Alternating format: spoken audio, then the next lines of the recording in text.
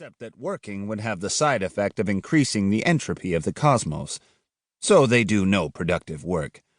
Most universities today follow a similar, if unacknowledged, logic. Readers sometimes draw comparison between this novel and the Harry Potter books. The parallels are certainly clear. Both are comically inventive accounts of a group of people studying magic at an official establishment located in the north. I suppose it is possible J.K. Rowling was aware of the Strugatsky's tale and drew some inspiration from it, but it must be acknowledged that the flavor of this novel is quite different from that of the Potter series. For Rowling's characters, magic is a coherent system, complex but graspable and taken very seriously by those who study it. For the Strugatskys, magic is far stranger and more random, although equally delightful. The gigantic talking pike that grants wishes, the mermaid in the tree, the cat who can remember only the beginning of stories, the magic coin that returns to your pocket when you spend it, but not if you accidentally drop it, the sofa that can translate dreams, the motorcycle that can zoom its rider into the imagined futures of science fiction. It's all superbly inventive and charming and imaginative. But it is also written in a way that deliberately confounds the reader's expectations, more P.K. Dick than J.K. Rowling. Portions of the novel remind me a little of Terry Pratchett, for the Strugatskys' many colorful wizards, vampires, and officers, pompous or officious or simply strange, read rather like Discworld characters.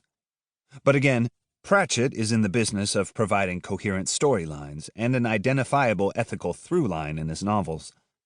The Strugatskys don't really see the world that way, and their novel is more morally open-ended, more episodic. In short, Monday Starts on Saturday is profoundly, beautifully left field. It is so left field it pretty much passes out of the field altogether and re-emerges, unexpectedly, right. The Institute attempts to investigate magic scientifically, but it is in the nature of magic, as this novel conceives it, to resist all modes of systemization.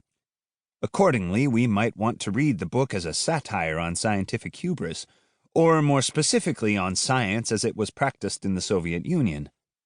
One major character in the novel, Ambrosius Ambrosievich Vybogyalo, is based loosely on the infamous Soviet scientist Trofim Lysenko, and Vybogyalo's grandiose and disastrous experiments are hilariously described here. But calling the novel a satire on science makes it sound much drier and less palatable than it actually is. I prefer to read it as an exploration of the place of magic in humanity's myths and stories. It's hard to deny that magic is the default mode of human storytelling. All the old myths and poems contain transcendent magical powers and transitions. Medieval romances and epics are full of fantastical and miraculous things. It wasn't until the 18th and 19th centuries that a mode of storytelling arose in which nothing magical happened and verisimilitude became the watchword.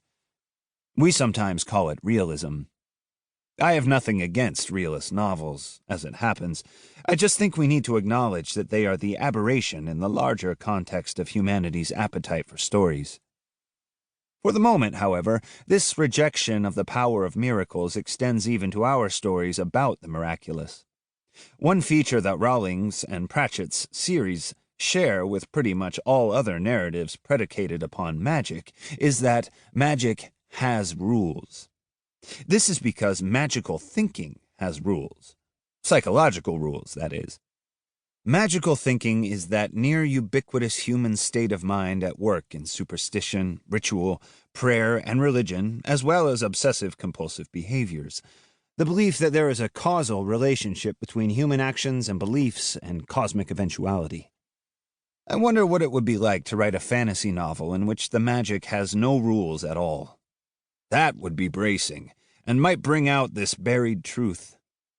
Millions who think they love fantasy because of the magic actually love it because of the rules. Monday Starts on Saturday isn't quite that book, but it comes closer than any other I can think of.